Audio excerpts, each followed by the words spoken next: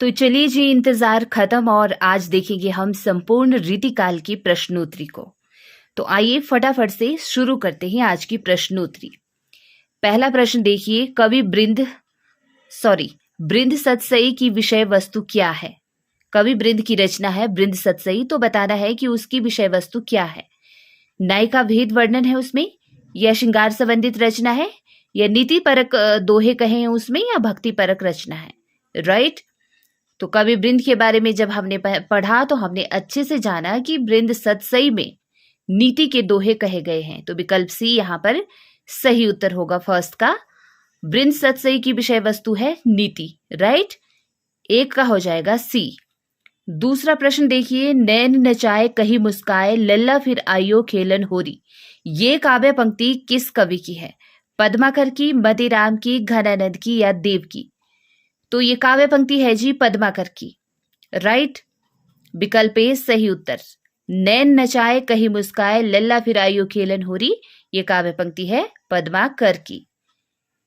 तीसरा प्रश्न देखिए, इन आचार्यों को उनकी कृतियों के साथ सुमेलित कीजिए। चिंतामणि, मदीराम, केशव, भिखारीदास जैसे नाम है हमारे सामने, इनकी कृतियों के साथ इनको सुमेलित करना है। राइट, तो चिंतामणि की जो रचना है वह होगी कवि कुल कल्पद्रुम। राइट, चिंतामणि की रचना है कवि कुल कल्पद्रुम, यानी चिंतामणि का हो जाएगा 3, ए का 3।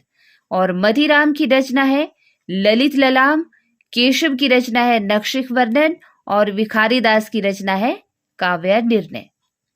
तो यहाँ कूट में से देखिए कौन सा विकल्प सही होगा कूट का? विकल्प डी सही होगा। राइट, 3, 5, 1, 2। 3, 5, 1, 2। चिंतामणि की कवि कुल कल्पद्रुम, मदीराम की ललित ललाम, केशव की नखशिख वर्णन, और भिखारीदास की काव्य निर्णय। राइट, चलिए आगे बढ़ते हैं। प्रश्न 4 देखिए, इनमें से कौन सा उद्धरण रचना और रचनाकार के संबंध में संगत है?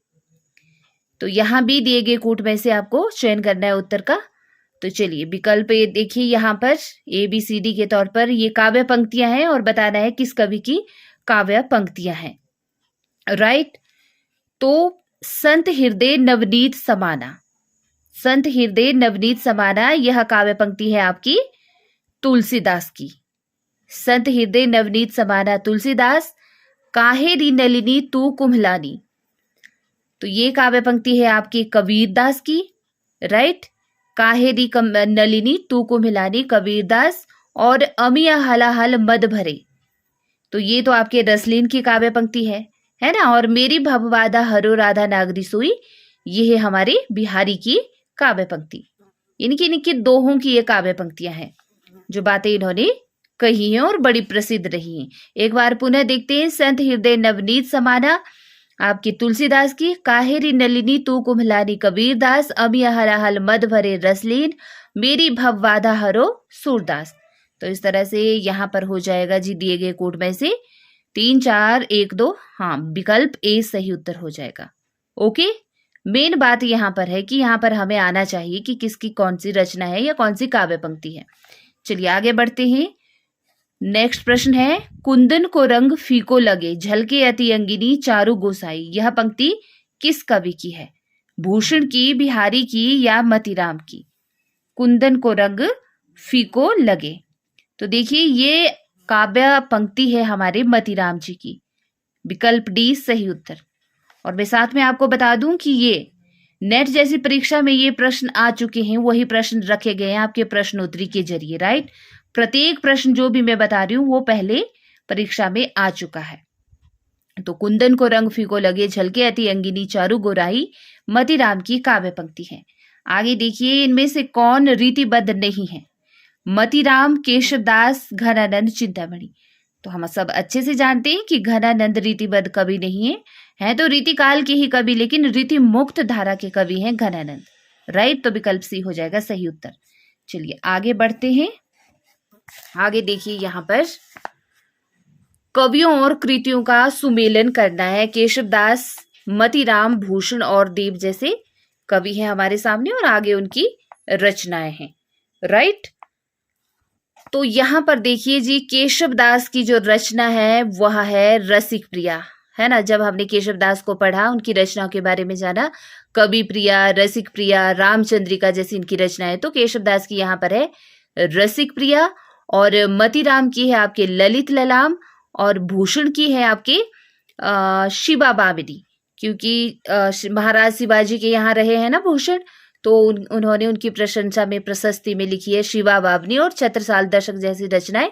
तो भूषण की हो जाएगी यहाँ पर शिवा बावनी, और कवि देव की हो जाएगा यहाँ पे भाव विलास, राइट। कवि देव की हो जाएगी भाव विलास रचना।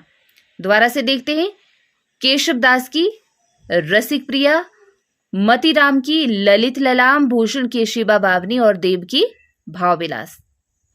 तो चलिए यहाँ पर देखिए, विकल्प ए सही उत्तर, 5 3 2 1, राइट। आगे का प्रश्न है, निम्नलिखित पंक्तियों और कवियों का सुमेलन कीजिए।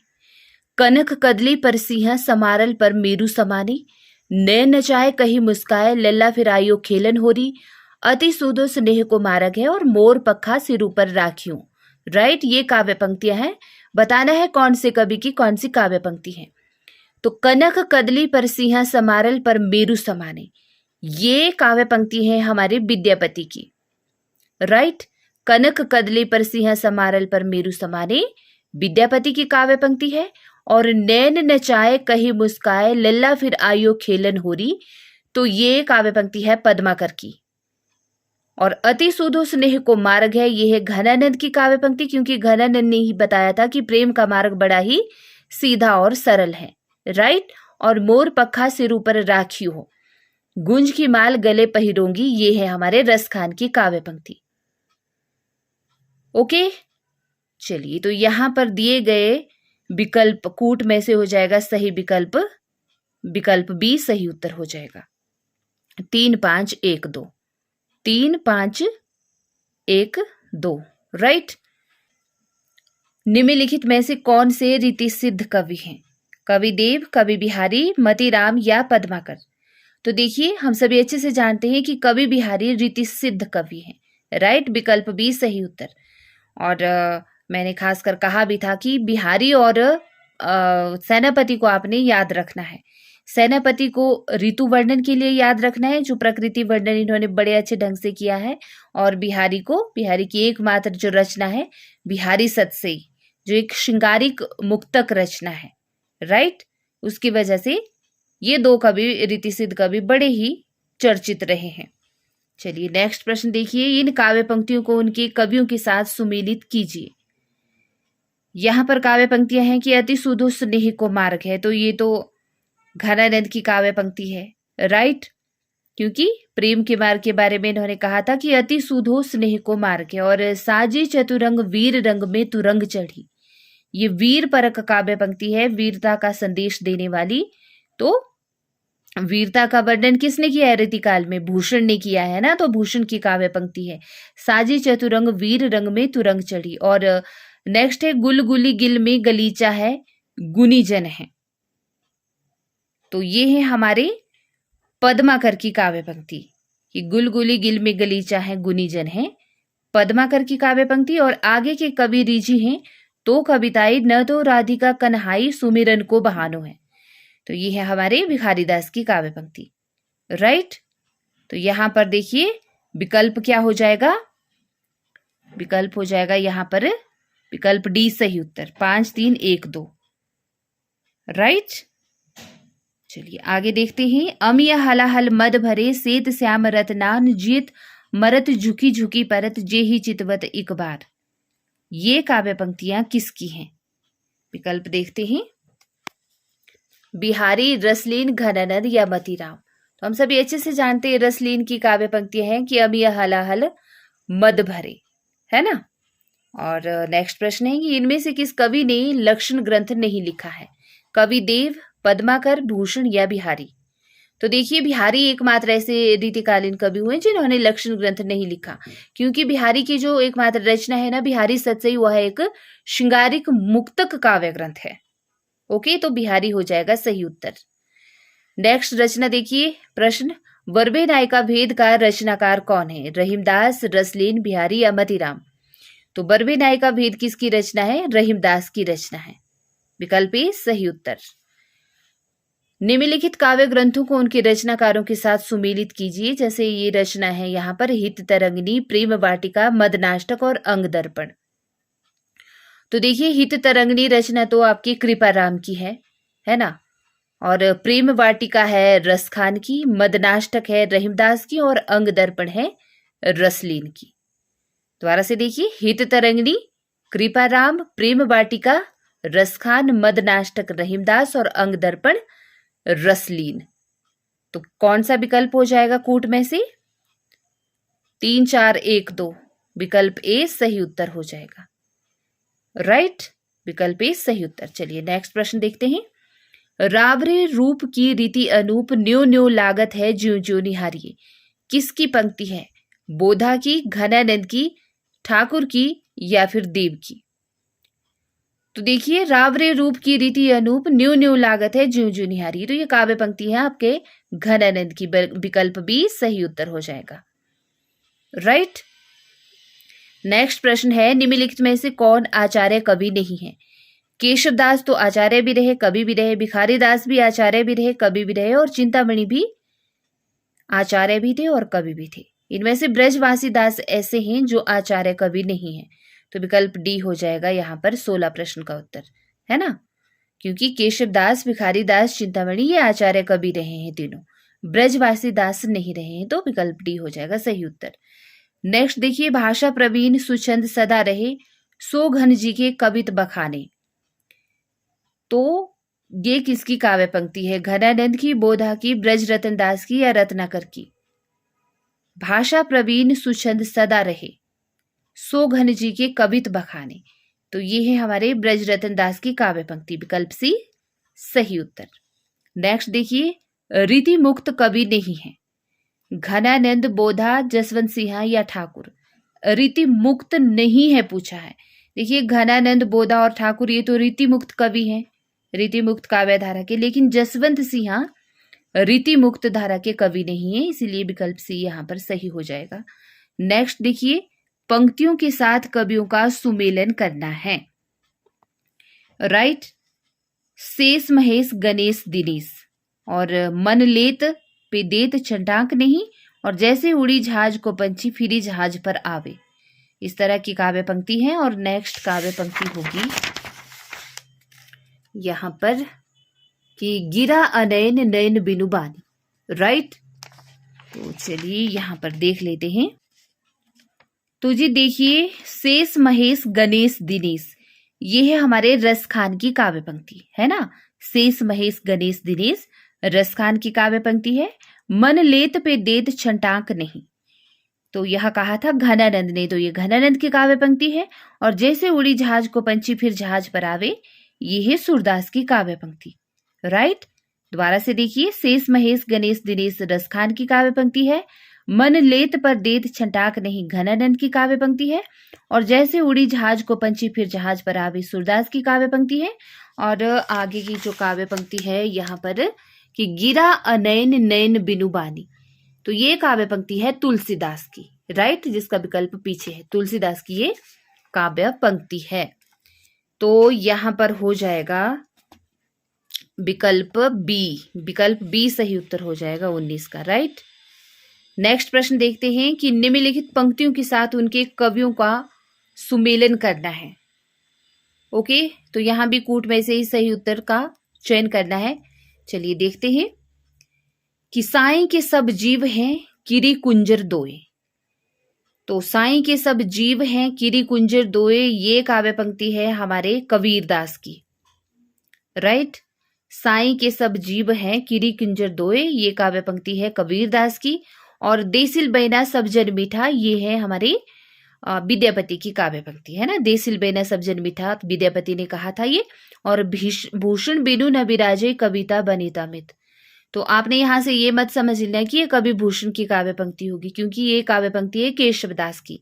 केशवदास ने ही लिखा था कि भूषण बिनु न विराजई कविता बनिता मित, तो ये केशवदास की हो गई। और नैन नचाए कहीं मुस्काए लल्ला फिराइयो खेलन होरी, तो ये तो हमारे पद्माकर की काव्य पंक्ति है, क्योंकि काफी बार ये काव्य पंक्ति पूछी गई है ना। तो ये पद्माकर की काव्य पंक्ति है।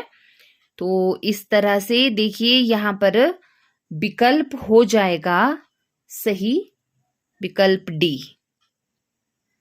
ओके, विकल्प डी हो जाएगा सही उत्तर। दोबारा से देख लीजिए एक बार कि साईं के सब जीव हैं, किरी कुंजर दो एक कबीरदास की काव्य पंक्ति है, देसिल बेना सब जन मीठा विद्यापति की, भूषण बेनू नविराजय कविता बनीता मित केशवदास की, और नैन नचाए कहीं मुस्काए लल्ला फिरायु खेलन होरी पद्माकर की। तो यहाँ पर विकल्प डी 2 1 4 3 राइट, विकल्प डी सही उत्तर। चलिए नेक्स्ट प्रश्न देखिए, निम्नलिखित कवियों में रीति सिद्ध कौन है? तो देखिए रीति सिद्ध कवि तो हमारे बिहारी लाल हैं, तो इसलिए विकल्प ए सही उत्तर हो जाएगा राइट, कि रीति सिद्ध कवि हैं बिहारी। निम्नलिखित में से कौन सी रचना चिंतामणि की है? अलंकार प्रकाश, रसराज, कवि कुल कल्पतरु और काव्य निर्णय। तो आप देखकर समझ गए होंगे कि कवि कुल कल्पतरु चिंतामणि की रचना है, चिंतामणि त्रिपाठी की राइट। 22 का हो जाएगा यहां पर सी। आगे देखिए, निम्नलिखित कवियों को उनकी कृतियों के साथ सुमेलित करना है। सुमित्रा नंदन पंत, घनानंद, केशवदास और कुतुबन जैसे रचनाकार हमारे सामने हैं और सामने इनकी रचनाएं हैं। तो सुमित्रा नंदन पंत की रचना की बात करें तो ग्राम्या इनकी रचना का नाम था राइट। सुमित्रा नंदन पंत की रचना ग्राम्या। घनानंद की इश्कलता, घनानंद की रचना है इश्कलता। केशवदास की है कवि प्रिया और कुतुबन की रचना है मृगावती राइट। सुमित्रा नंदन पंत की ग्राम्या, घनानंद की इश्कलता, केशवदास की कवि प्रिया और कुतुबन की मृगावती। ओके, तो यहां पर हो जाएगा दिए गए कोट में से विकल्प डी सही। 4 3 1 2 है ना, 4 3 1 2, तो विकल्प डी सही उत्तर। नेक्स्ट प्रश्न देखिए यहां पर कि निम्नलिखित कवियों के साथ निम्नलिखित पंक्तियों के साथ कवियों का सुमेलन करना है। और यहां भी पंक्तियां हैं और हमारे रचनाकार हैं। ज्यों ज्यों निहारिये नेरे हवे नैननी, तो ज्यों ज्यों निहारिये नेरे हवे नैननी ये काव्य पंक्ति है हमारे किसकी है? आगे भी देखना पड़ेगा ना यहाँ पर। मतीराम भूषण ठाकुर, नैन नचाई कहो मुस्काई रावरे रूप की रीति अनूप।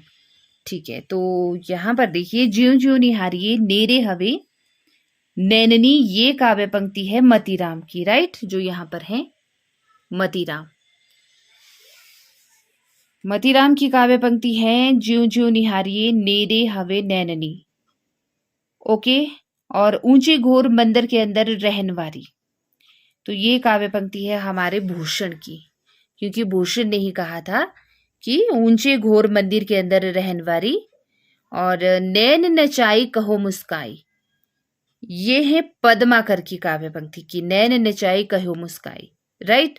और रावरे रूप की रीति अनूप, तो ये तो है हमारे घनानंद की काव्य पंक्ति। तो देखिए ये विकल्प यहाँ पर है, 2 यहाँ पर हैं और 2 आगे हैं।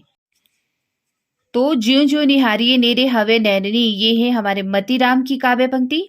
और ऊंचे घोर मंदिर के अंदर रहनवारी ये है भूषण की काव्य पंक्ति। और नैन नचाई कहो मुस्काई ये है पद्माकर की काव्य पंक्ति। और रावरे रूप की रीति अनूप ये है घनानंद की काव्य पंक्ति। जो रावरे रूप की रीति अनूप ज्यों ज्यों निहारिये नयो लागत है ना, इस तरह से कहा था ना इन्होंने, ठीक है घनानंद ने। तो चलिए जी आगे देखते हैं। काव्य की रीति सीखी सुकविन सो, देखी सुनी बहुलोक की बातें, इस काव्योक्ति के कवि कौन है? केशवदास, मतीराम, पद्माकर या भिखारीदास। क्या पूछा है कि काव्य की रीति सीखी सुकविन सो, देखी सुनी बहुलोक की बातें, तो ये है काव्य की रीति सीखी आपके भिखारीदास की, है ना केशव है ना मती है ना पद्माकर है, भिखारीदास की ये काव्य पंक्ति है। चंडी चरित्र किसकी रचना है? गुरु गोविंद सिंह, भूषण, लाल कवि या सूदन। तो देखिए चंडी चरित्र रचना है हमारे गुरु गोविंद सिंह की, विकल्प ए सही उत्तर राइट। नेक्स्ट है प्रताप शाही की रचना नहीं है। काव्य विलास, व्यंग्यार्थ कौमुदी, नवरस तरंग और श्रृंगार मंजरी। तो यहाँ पर जो विकल्प है, विकल्प सी, नवरस तरंग, ये प्रताप शाही की रचना नहीं है। बाकी इनकी रचना है, लेकिन नवरस तरंग प्रताप शाही की रचना नहीं है। छत्र प्रकाश प्रबंध काव्य के रचनाकार हैं, कौन है? सूदन, लाल कवि, सेनापति या पद्माकर? तो देखिए जी, दिए गए विकल्पों में से जो छत्र प्रकाश रचना है ना, वह है लाल कवि की, और लाल कवि को गोरे लाल के नाम से भी जाना जाता है। राइट, तो छत्र प्रकाश है लाल कवि की रचना, विकल्प बी सही उत्तर। निम्नलिखित में से कौन नीतिकार कवि नहीं है? रहीमदास, गिरिधर कवि राय, दीनदयाल गिरी, गिरिधर दास। तो जब हमने रीति इतर काव्य के अंतर्गत पढ़ा था कि कौन कौन से नीतिकार कवि हैं, तो तब देखिए हमने रहीमदास के बारे में भी पढ़ा, इन्होंने भी कुछ नीति के दोहे लिखे हैं। गिरिधर कवि राय को तो विशेषतः नीतिकार कवि के तौर पर याद किया जाता है, और दीनदयाल गिरी ने भी नीति के दोहे लिखे हैं, लेकिन जो गिरिधर दास है ना, वो नीतिकार कवि नहीं है। तो इसीलिए विकल्प डी हो जाएगा 29 का, गिरिधर दास नीतिकार कवि नहीं है। आगे देखिए, लोगन कवित की वो खेल करी करी जानो है, किसकी उक्ति है? ठाकुर की, घनानंद की, केशवदास की या मतीराम की? तो देखिए, लोगन कवित की वो खेल करी करी जानो है, ये ठाकुर की काव्य पंक्ति है या उक्ति है। राइट, तो ठाकुर सही विकल्प हो जाएगा। नेक्स्ट देखिए, निम्नलिखित रचनाओं को उनके कवियों के साथ सुमेलित करना है। छत्रसाल, दशक, कवि कुलकल्पतरु, भाव विलास और इश्क लता जैसी रचनाएं हैं हमारे सामने। तो देखकर ही पता है, बता देंगे हम कि छत्रसाल दशक ये वीर काव्य रचा है कवि भूषण ने, और कवि कुलकल्पतरु है चिंतामणि की रचना, और भाव विलास है कवि देव की रचना, और इश्क लता है आपके घनानंद की।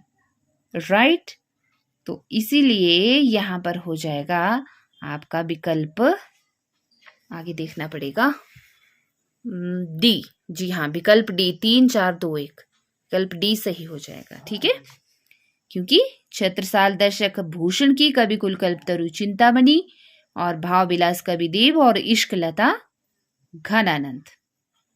चलिए आगे देखते हैं। आगे का प्रश्न है हमारे सामने, निम्नलिखित कवियों को उनके आश्रयदाताओं के साथ सुमेलित करना है। ओके, निम्नलिखित कवियों को उनके आश्रयदाताओं के साथ सुमेलित करना है। तो यहाँ पर है मतीराम, पद्माकर, रत्नाकर, भिखारीदास। और हमने पीछे वाली कड़ी में अच्छे से जाना है कि कौन से कवि किस राजा के आश्रय में रहते थे। तो जी देखिए, मतीराम की बात करें तो मतीराम रहते थे बूंदी राजा भाव सिंह के आश्रय में। राइट, और पद्माकर रहते थे नागपुर महाराज रघुनाथ राव के आश्रय में, जो विकल्प यहाँ पर दे रखे हैं।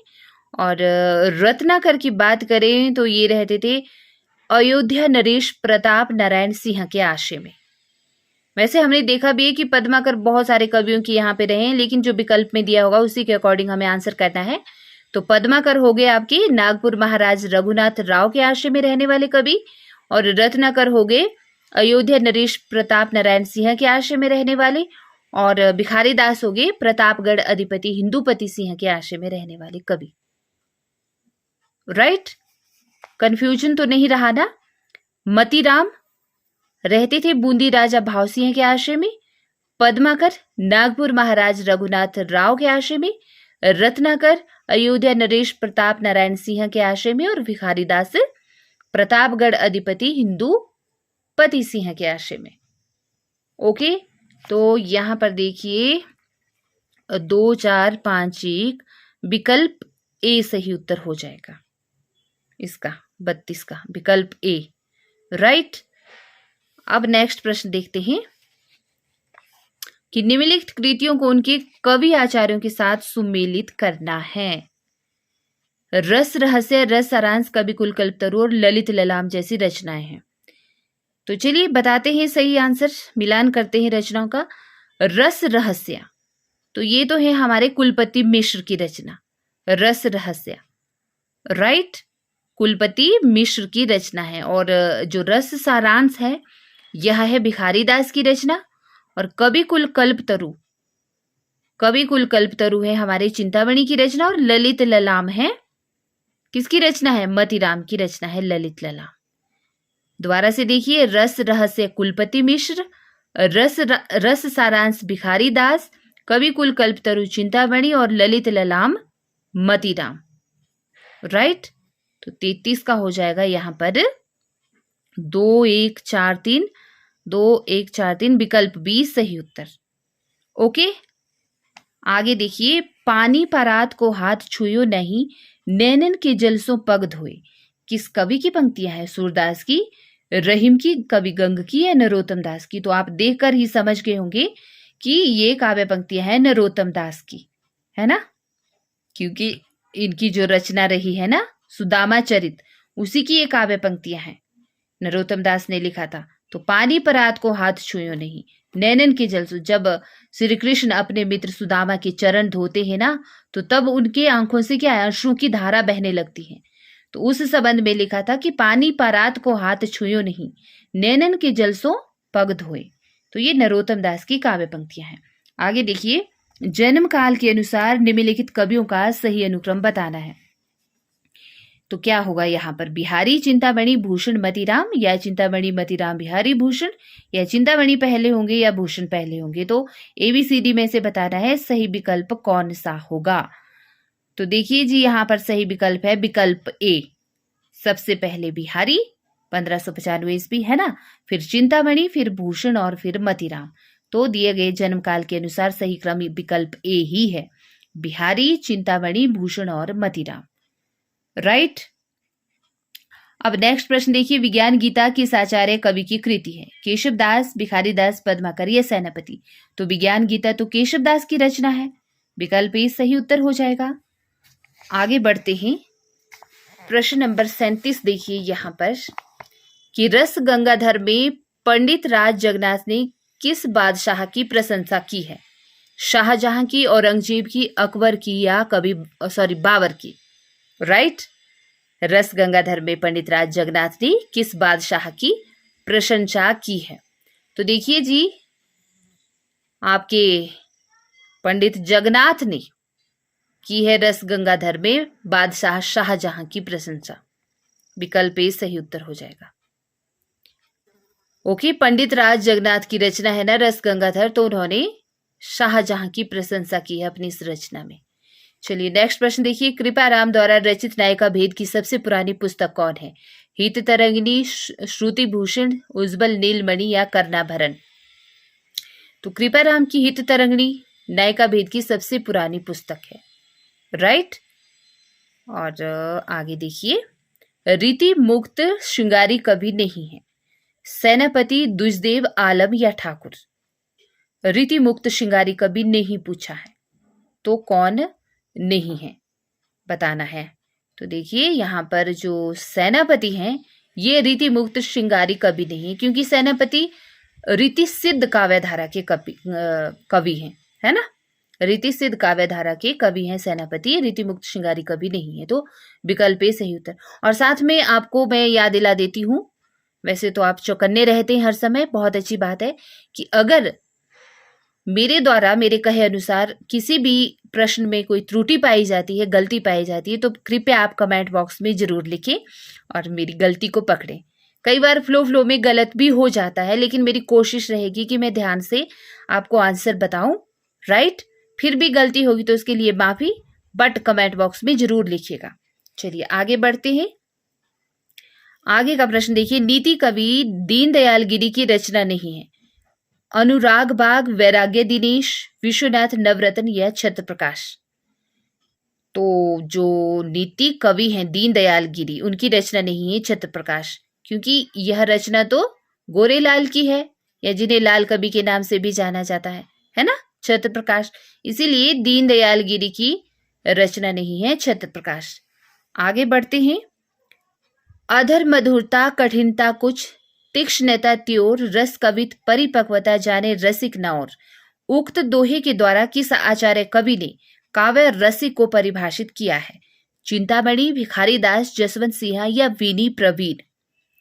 तो देखिए जी, इस दोहे के द्वारा भिखारी दास ने काव्य रसिक को परिभाषित किया है, तो ये भिखारी दास की है। राइट, कि अधर मधुरता कठिनता कुछ, तीक्ष्णता त्योर, रस कवित परिपक्वता जाने रसिक न और। तो इस दोहे के द्वारा भिखारी दास ऐसे आचार्य हुए जिन्होंने काव्य रसिक को परिभाषित किया है। राइट। नेक्स्ट प्रश्न देखते हैं। सुमेलित करना है यहाँ पर आलम, घनानंद, ठाकुर और द्विजदेव। तो बताना है कूट में से सही उत्तर का चयन करते हुए कि कौन सी रचना किस कवि की है। ओके, तो जी देखिए यहाँ पर जो कवि आलम है ना, उनकी रचना का नाम तो आपको पता ही होगा, माधवानल कामकंदला है। कवि आलम की रचना है माधवानल कामकंदला। और घनानंद की रचना है कौन है? सुजान हित प्रबंध है या इश्कनामा है? बताइए। तो घनानंद की रचना है आपके सुजान हित प्रबंध। आप देखकर समझ गए होंगे क्योंकि घनानंद की प्रेमिका का नाम भी सुजान रहा है। और ठाकुर की जो रचना है वह है ठाकुर ठसक। और कवि द्विजदेव की रचना है श्रृंगार लतिका सौरभ, है ना? श्रृंगार लतिका सौरभ है द्विजदेव की रचना का नाम। दोबारा से फटाफट से देखते हैं। कवि आलम की रचना माधवानल कामकंदला, घनानंद की सुजान हित प्रबंध, ठाकुर की ठाकुर ठसक और द्विजदेव की श्रृंगार लतिका सौरभ। तो यहाँ देखिए दिए गए विकल्पों में से विकल्प 3, 1, 4, 2 विकल्प बी हो जाएगा सही उत्तर। ओके, आगे बढ़ते हैं। प्रकृति के नाना रूपों के साथ केशव के हृदय का सामंजस्य कुछ भी नहीं था, यह कथन किसका है? विश्वनाथ प्रसाद मिश्र, लाला भगवान दीन, रामचंद्र शुक्ल या महावीर प्रसाद द्विवेदी। तो देखिए प्रकृति के नाना रूपों के साथ केशव के हृदय का सामंजस्य कुछ भी नहीं था, यह कहना रहा है हमारे आचार्य रामचंद्र शुक्ल जी का। विकल्प सी सही उत्तर। ओके, केशवदास के बारे में शुक्ल ने कहा कि प्रकृति के नाना रूपों के साथ इनके हृदय का सामंजस्य कुछ भी नहीं था। आगे बढ़ते हैं। नेक्स्ट प्रश्न है, रीतिकाल के किस कवि ने अपनी कविताओं में ऋतुओं और त्योहारों के साथ जीवन को खूबसूरती के साथ मिलाया है? कवि बिहारी, कवि घनानंद, कवि देव या पद्माकर? तो देखिए सही विकल्प होगा पद्माकर, विकल्प डी। राइट, क्योंकि पद्माकर ऐसे कवि हैं जिन्हें ऋतु वर्णन और त्योहारों वर्णन के लिए याद किया जाता है। तो रीतिकाल के ऐसे कवि जिन्होंने अपनी कविताओं में ऋतुओं और त्योहारों का वर्णन किया है और जीवन को खूबसूरती के साथ बताया है। राइट, और मिलाया भी है संस्कृति के साथ। तो ऐसे कवि हैं पद्माकर। और अगर पूछा जाए कि रीतिकाल के वे कवि कौन से हैं जिन्होंने प्रकृति वर्णन बहुत अच्छा किया है और प्रकृति वर्णन की वजह से उनको याद किया जाता है, तो वे होंगे सेनापति। राइट, तो सेनापति और पद्माकर में आपने कंफ्यूज नहीं होना है। पद्माकर ने अपनी कविताओं में ऋतुओं और त्योहारों के साथ जीवन को खूबसूरती के साथ पिरोया है और सेनापति ने बड़ी खूबसूरती के साथ अपनी काव्य में कविताओं में प्रकृति वर्णन किया है। लेकिन यहाँ पर हो जाएगा पद्माकर। राइट, 44 का। चलिए नेक्स्ट प्रश्न देखिए। हिंदी काव्य शास्त्र की निम्नलिखित कृतियों का सही कालानुक्रम क्या होगा? श्रृंगार निर्णय, रसराज, रसिकानंद या रसकलश? या रसराज, श्रृंगार निर्णय, रसिकानंद या रसकलश? तो यही विकल्प आगे पीछे करके दिए हैं। बताना है कि काव्य शास्त्र की जो ये कृतियां हैं उनका सही कालानुक्रम क्या होगा। तो देखिए यहाँ होगा सही कालानुक्रम विकल्प बी। क्यों? क्योंकि जो रसराज है ना वह है आपके मतीराम की रचना और श्रृंगार निर्णय है भिखारी दास की रचना और जो रसिकानंद है यह है आपके किस कवि की रचना है? ये जसवंत सिंह की रचना है। जी हाँ, रसिकानंद। और रस कलश है अयोध्या सिंह उपाध्याय हरिओद की रचना। राइट, तो यहां पर होगा विकल्प बी सही उत्तर। चलिए आगे बढ़ते हैं। रचना काल के आधार पर रचनाओं का सही क्रम बताना है, क्या होगा? कविकुल, कल्पतरु, रसिक प्रिया, ललित ललाम और अलंकार माला जैसी रचना है यहाँ पर। तो बताना है कि कौन सा उत्तर यहाँ पे सही होगा। तो देखिए जी विकल्प होगा यहाँ पर सही विकल्प बी। सबसे पहले होगी रसिक प्रिया। आपको पता है रसिक प्रिया केशवदास की रचना है। कविकुल, कल्पतरु चिंतामणि की रचना है और ललित ललाम आपके मतीराम की रचना है तथा अलंकार माला है यह है आपके किस कवि की रचना है? अलंकार माला सूरती मिश्र की। राइट, सूरती मिश्र की रचना है अलंकार माला। तो देखिए विकल्प बी हो जाएगा 46 का सही उत्तर। चलिए आगे बढ़ते हैं। सुमेलित करना है यहाँ पर रचनाओं को। भूषण, घनानंद, सूरती मिश्र और मतीराम जैसे कवि हैं हमारे सामने, राइट। तो भूषण की रचना की बात करें तो भूषण की रचना का नाम है, यहाँ पर एक बात मैं आपको कह दूं कि ये जो भूषण है ना, ये वे वाले भूषण नहीं है जो छत्रसाल और शिवाजी के यहाँ रहे थे। ये दूसरे भूषण है, इनका नाम है आपका मुरलीधर भूषण। जी हाँ, याद आ गया मुझे, ये मुरलीधर भूषण है, वो वाले भूषण है। अब पता नहीं वही है या इनका ये अलग से हैं, बट इनके बारे में पीछे जब हमने देखा तो अलग से वर्णन दिया था। तो इनकी रचना है यहाँ पर अलंकार प्रकाश, राइट। और जो घनानंद है, घनानंद की रचना का नाम है इश्कलता, और सूरती मिश्र की रचना का नाम है सूरती मिश्र की जो रचना है उसका नाम है आपका रस रत्नाकर, और मतीराम की रचना है रसराज, राइट। तो देखिए यहाँ पर 47 का हो जाएगा विकल्प, कौन सा होगा? जी हाँ, विकल्प ए बताया है इन्होंने यहाँ पर, राइट। लेकिन मैंने कहा कि जो मुरलीधर भूषण है उनकी रचना है अलंकार प्रकाश, तो 5 तो यहाँ कहीं भी नहीं दिया है, राइट। 5 इधर कहीं भी नहीं है, तो हो सकता है कि रस सारांश भी इन्हीं की रचना हो, मुझे मिला नहीं है। लेकिन आप में से यदि कोई जानता हो तो प्लीज कमेंट बॉक्स में लिखिएगा कि रस सारांश किसकी रचना है। हो सकता है इन्हीं की मुरलीधर भूषण की रचना हो, दोनों रस सारांश और अलंकार प्रकाश, लेकिन मुझे यही तथ्य मिला कि भूषण की जो रचना है वो अलंकार प्रकाश है। देखिए कई बार क्या होता है ना, ये जो आंसर की दी होती है अभ्यास प्रश्न के अंत में, इसमें भी कई बार टाइपिंग मिस्टेक हो जाता है, जिस वजह से आगे पीछे हो जाता है, राइट। तो टाइपिंग मिस्टेक्स हो जाती हैं कई बार, तो उस वजह से भी कई बार गलत उत्तर हमें पता चल जाता है। बट फिर भी मैं आपको बता रही हूं कि भूषण की रचना है अलंकार प्रकाश, घनानंद की आपकी इश्कलता, ठीक है, और सूरती मिश्र की है रस रत्नाकर, और मतीराम की है रसराज। तो यहाँ पर विकल्पों के हिसाब से तो विकल्प ए ही सही ठहरेगा, लेकिन 5 यहाँ कहीं भी नहीं दिया है, तो हो सकता है कि रस सारांश भी इन्हीं की रचना हो भूषण की, है ना। चलिए आगे बढ़ते ही, ललित ललाम किसका ग्रंथ है? जसवंत सिंह, भूषण, पद्माकर या मतीराम? यहाँ पर कुछ धुंधला हो रहा है फोन स्क्रीन बार बार। चलिए अब मैंने सेट कर लिया इसको। ललित ललाम किसका ग्रंथ है पूछा है, तो ललित ललाम हम सब अच्छे से जानते हैं मतीराम का ग्रंथ है, विकल्प डी सही उत्तर। नेक्स्ट प्रश्न देखिए, डेल सो बनाए आय मेलत सभा के बीच लोगन कवित की वो खेल करी जानो है, ये काव्य पंक्तियां किसकी हैं? आलम की, बोधा की, ठाकुर की या द्विजदेव की? तो हम सभी जानते हैं ये ठाकुर की काव्य पंक्ति है, और जब हमने काव्य पंक्ति वाली कड़ी देखी थी तो ठाकुर की यही पंक्ति बताई थी वहां भी, है ना, कि लोगन कवित की वो खेल करी जानो है, तो ये ठाकुर की काव्य पंक्ति है। 49 का सी सही उत्तर। चलिए नेक्स्ट प्रश्न है, यहाँ पर निम्नलिखित रचनाकारों को उनकी रचनाओं के साथ सुमेलित करना है, तो आइए देखते हैं कि कौन कौन सी ऐसी रचनाएं हैं, राइट। तो देखिए जी यहाँ पर है चिंतामणि, मतीराम, भूषण और रसलीन की रचनाएं, तो बताना है कि कौन कौन सी है यहाँ पर। ओके, तो ये है हमारे चिंतामणि की रचना की बात करें, ठीक है, तो चिंतामणि की रचना का नाम है आपके काव्य प्रकाश।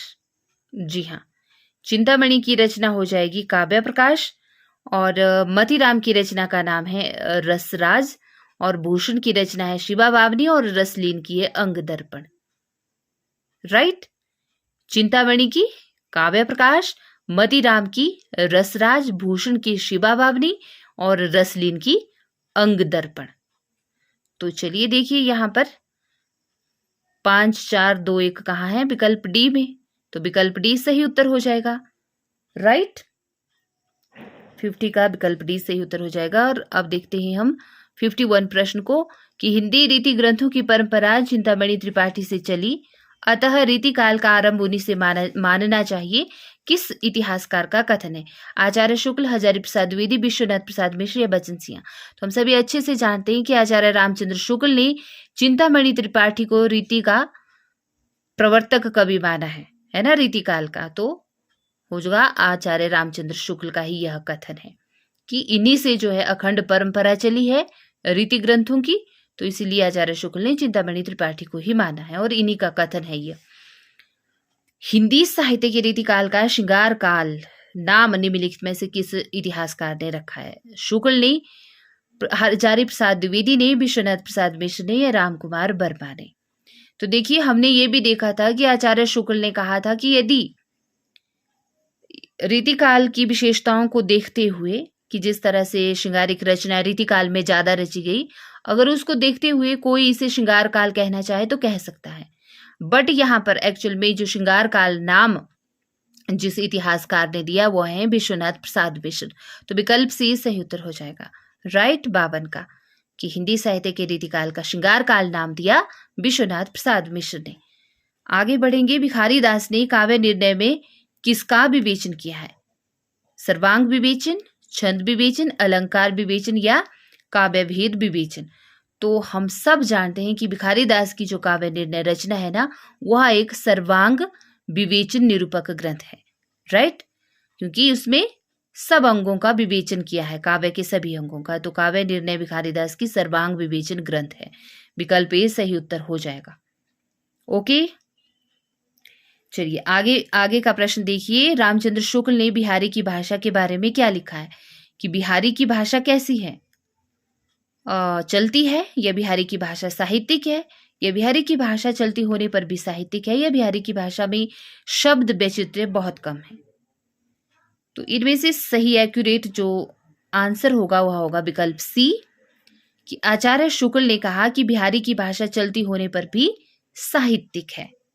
ओके, नेक्स्ट देखिए कि जहां कलह तहां सुख नहीं, कलह सुखन को सूल, सवे कलह इक राज में, राज कलह को मूल।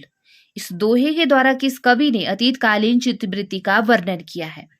राजा हित वृंदावन दास, सॉरी राजा नहीं है, चाचा है, कई बार जल्दी जल्दी में मुंह से निकल जाता है, देखिए उटपटांग शब्द। तो ये है चाचा। ओके, चाचा हित वृंदावन दास, भगवत रसिक, अलवेली अली या नागरी दास? तो यहां पर होगा सही उत्तर विकल्प डी, नागरी दास। नागरी दास का यह दोहा है और इस दोहे के द्वारा नागरी दास ने अतीत कालीन चित्तवृत्ति का वर्णन किया है ना। नागरी दास का यह दोहा है कि जहां कलह तहां सुख नहीं, कलह सुखन को सूल, सवे कलह एक राज में, राज कलह को मूल। तो नागरी दास ने इस दोहे के माध्यम से अतीत कालीन चित्तवृत्ति का वर्णन किया है। अब देखिए यहाँ पर सुमेलित करना है अर्ध कथानक, और आगे है यहाँ पर काव्य कल्पद्रुम, अलग शतक और बारहमासा जैसी रचनाएं। तो बताना है। देखिए अर्ध कथानक की बात करूं मैं तो अर्ध कथानक तो बनारसी दास का है ना, बनारसी दास जैन का ग्रंथ है, रचना है, और आत्मकथा है। हालांकि यह हिंदी की सबसे पहली इन्होंने लिखी थी, बनारसी दास जैन ने, अर्ध कथानक नाम से। राइट, तो अर्ध कथानक हो जाएगा बनारसी दास जैन। देखिए यहाँ पर ये अर्ध कथानक बनारसी दास जैन की है, और जो काव्य कल्पद्रुम है, काव्य कल्पद्रुम, तो ये सेनापति की रचना है काव्य कल्पद्रुम। और अलग शतक की बात करें, ओके, अलग शतक की बात करें तो ये हो जाएगी आपके मुबारक की रचना, और बारहमासा हो जाएगी सुंदर की रचना। राइट, दोबारा से, जो अर्ध कथानक है बनारसी दास जैन की रचना है, काव्य कल्पद्रुम सेनापति की रचना है, बारहमासा मुबारक की रचना है, सॉरी गलत बोल दिया मैंने, यस, अर्ध कथानक है आपकी बनारसी दास जैन की रचना, काव्य कल्पद्रुम है सेनापति की रचना, अलग शतक है आपके मुबारक की रचना, और बारहमासा है सुंदर की रचना। राइट, ठीक है ना। चलिए, तो यहाँ पर कूट में से हो जाएगा विकल्प कौन सा होगा सही? 56 का विकल्प सी, यस, 2 3 4 5 है ना, 2 3 4 5, हाँ विकल्प सी हो जाएगा सही उत्तर। चलिए मैं फटाफट से इसको कवर करने की कोशिश कर रही हूँ, लेकिन जितने ज़्यादा भागते हैं ना तो फिर उतना ही गड़बड़ हो जाता है। तो यहाँ पर सुमेलित करना है हित तरंगिणी, सुदामा चरित्र, माधवा नीलकांत कंदला और विज्ञान गीता जैसी रचनाओं के नाम है। तो देखिए हित तरंगिणी हमारे कृपाराम की रचना है, सुदामा चरित्र नरोत्तम दास की रचना है, माधवा नीलकांत कंदला आलम की रचना और विज्ञान गीता है हमारे केशव दास की रचना। राइट, दोबारा से कहूं, हित तरंगिणी कृपाराम की रचना, सुदामा चरित्र आपके नरोत्तम दास की रचना, माधवा नीलकांत कंदला आलम की रचना और विज्ञान गीता केशव दास की रचना। तो 57 का क्या हो जाएगा यहाँ पर विकल्प 5 4 3 2 विकल्प 20 सही उत्तर। राइट, चलिए आगे बढ़ते हैं। इनमें से किस कवि ने प्रबंधात्मक वीर काव्य की भी रचना की है? वैताल, राम सहायदास, पद्माकर भट्ट या सम्मन। तो देखिए इनमें से जो कवि हैं से जिन्होंने प्रबंधात्मक वीर काव्य भी रचा है तो वे हैं पद्माकर भट्ट, विकल्प सी सही उत्तर। राइट, नेक्स्ट प्रश्न है, इनमें से किस कवि ने सतसई की रचना नहीं की है? नहीं की है पूछा है। तो रसनिधि ने तो की है, बृंद ने भी की है, भूपति ने भी की है, लेकिन बेनी प्रवीण ने नहीं की है सतसई की रचना, इसीलिए सही उत्तर हो जाएगा बेनी प्रवीण, विकल्प डी। ओके, सही उत्तर। इनमें से किस कवि ने नखशिख शीर्षक से काव्य ग्रंथ की रचना नहीं की? कुलपति मिश्र, सूरती मिश्र, बिहारी या पजनीस। तो देखिए बिहारी ऐसे कवि हैं जिन्होंने नखशिख शीर्षक से काव्य ग्रंथ नहीं रचा है। क्यों? क्योंकि इनकी तो एकमात्र रचना है ना बिहारी सतसई, जो एक श्रृंगारिक मुक्तक काव्य ग्रंथ है जिसमें श्रृंगार के दोहे बहुत हैं और कुल दोहे 719 है, लेकिन ब्रजनाथ रत्नाकर ने 713 दोहे माने हैं प्रमाणिक इनके। राइट, ओके, तो अंग दर्पण किस कवि की रचना है? रसलीन की, मुबारक, बेनी प्रवीण या राम सिंह की। तो देखिए हम सभी अच्छे से जानते हैं कि रसलीन की रचना का नाम है अंग दर्पण। चलिए आगे देखिए, जन्म काल के आधार पर निम्नलिखित रचनाकारों का सही अनुक्रम बताना है। राइट, जन्म काल के आधार पर रचनाकारों का सही अनुक्रम क्या होगा? जैसे भूषण, चिंतामणि, केशव दास और सेनापति जैसे कवियों के नाम है हमारे सामने। तो अगर यहाँ में से सही विकल्प बताना चाहें तो विकल्प हो जाएगा विकल्प सी सही उत्तर। क्यों? क्योंकि केशव दास का जन्म ठहरता है आपके 1555 ईस्वी के आसपास। जी हाँ, 1555 केशव दास का, और फिर सेनापति दिया है यहाँ पर। तो सेनापति का जो जन्म है वो हुआ था 1649 ईस्वी में, और चिंतामणि की बात करें तो इनका जन्म 1609 और भूषण का 1613 ईस्वी। तो देखिए यहाँ पर ये प्रश्न ही मुझे आगे पीछे लग रहा है, मतलब थोड़ा सा यहाँ पर टाइपिंग मिस्टेक्स हो सकती हैं, क्योंकि सबसे पहले देखिए तो हम केशव दास ही ठहरते हैं, क्योंकि केशव दास का जन्म हुआ था 1555 ईस्वी में। उसके बाद आते हैं हमारे पास चिंतामणि, चिंतामणि का जन्म 1609 में, फिर उसके बाद आते हैं भूषण 1613 में, और सबसे लास्ट में होता है फिर सेनापति का जन्म अर्थात 1649 ईस्वी में। राइट, तो यहाँ कहीं भी भूषण सेनापति अंत में दिया है तो वो विकल्प ए में है, लेकिन यहाँ पर शुरू में फिर केशव दास होना चाहिए। तो यहाँ पे विकल्प सी को ही हम आंसर की के अकॉर्डिंग सही मानेंगे। बट जन्म वर्ष मैंने बता दिया आपको कि सबसे पहले केशव दास, फिर चिंतामणि, फिर भूषण और फिर अंत में सेनापति। राइट, 1555, 1609, 1613 और 1649 ईस्वी। राइट, चलिए अब ज्यादा बात नहीं करेंगे, अदरवाइज कंफ्यूज हो जाएंगे। आगे का प्रश्न देखते हैं यहाँ पर। तो देखिए सुमेलित करना है सूची 1 को सूची 2 के साथ, और यहाँ पर काव्य पंक्तियां हैं और रचनाकार हैं। बताना है कि किस रचनाकार की कौन सी काव्य पंक्ति है। कौन परी यह बानी अरी, नित नीर भरी गगरी ठरकावे। तो ये काव्य पंक्ति है हमारे प्रताप शाही की। राइट, कि कौन परी यह बानी अरी, नित नीर भरी गगरी ठरकावे, प्रताप शाही की काव्य पंक्ति है। और यह प्रेम को पंथ कराल महा, तरवारी की धार पे धावनो है। तो प्रेम के पंथ को यानी कि प्रेम के रास्ते को बहुत ही कठिन किसने माना है? बोधा ने। राइट, बोधा ने कहा कि यह प्रेम का रास्ता कैसा है? तलवार की धार पे चलने के समान है, बहुत कठिन है। और प्रेम के रास्ते को सरल किसने माना है? कि अति सूदो स्नेह को मार्ग है, तो वो घनानंद ने कहा था, राइट। लेकिन जबकि बोधा ने प्रेम के मार्ग को तलवार की धार पे चलने के समान कठिन बताया है। आगे देखिए, चोजिन के चोजी महा मोजिन के महाराज, हम कविराज हैं पे चाकर चतुर के। तो ये आपके ठाकुर ने कहा था, राइट, कि चोजिन के चोजी महा मोजिन के महाराज, हम कविराज हैं पे चाकर चतुर के। तो ये कहा था ठाकुर ने। और चांदनी के भारन दिखात उनयो सोचंद, गंध ही भारन बहुत मंद मंद पौन। तो यह है हमारी द्विजदेव की काव्य पंक्ति कि चांदनी के भारन दिखात उनयो को चंद, गंध ही भारन बहत मंद मंद पौन। तो ये द्विजदेव की है। तो चलिए, दिए गए कोट में से यहाँ पर 2, 3, 5, 1 हो जाएगा विकल्प ए सही उत्तर। ओके, आगे बढ़ते हैं। सुमेलित करना है प्रबंध चिंतामणि, रणमल प्रकाश, जयचंद प्रकाश और जयमयंक जस चंद्रिका जैसी रचनाएं हमारे सामने हैं, राइट। तो देखिए, प्रबंध चिंतामणि तो जैनाचार्य मैरुतुंग की रचना है, और जो रणमल प्रकाश है वह है श्रीधर की रचना, और जयचंद प्रकाश है आपके भट्ट केदार की रचना, और जयमयंक जस चंद्रिका है मधुकर कवि की रचना, राइट। किसकी है रचना? मधुकर कवि की। एक बार फिर से बता देती हूँ, प्रबंध चिंतामणि आपकी जैनाचार्य मैरुतुंग की है, रणमल प्रकाश है श्रीधर की रचना, जयचंद प्रकाश है भट्ट केदार की रचना, और जयमयंक जस चंद्रिका है मधुकर कवि की रचना। ओके, यहाँ पर हो जाएगा विकल्प ए सही उत्तर।